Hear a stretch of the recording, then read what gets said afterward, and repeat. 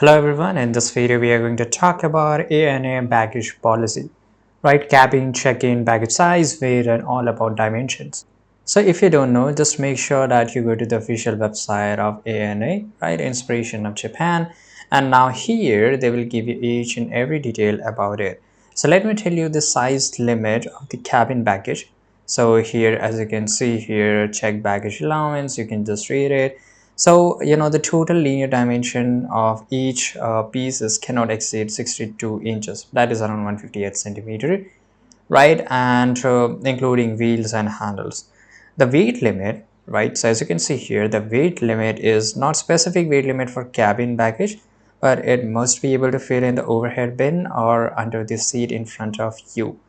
You're allowed one cabin bag and one personal item such as purse, laptop bag, or small backpack.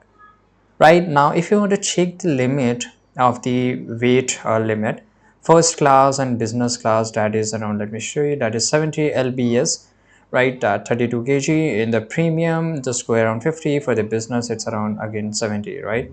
As well as for the first class.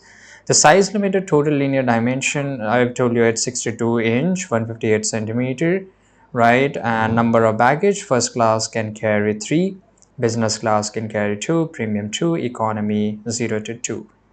Right, now here you can just go and read all this additional information. If you have kids, children, of course there's a different rules for it. Again, read for it. And self-service baggage or drop mechanics, right? So here you can just read each and everything and how's the operation for self-service baggage drop machines. Just go and read about it, and all this information is here in this official website. And make sure before traveling, just go and check it. Maybe some details have maybe changed, right? So this is it. I hope you found this video very useful. Subscribe.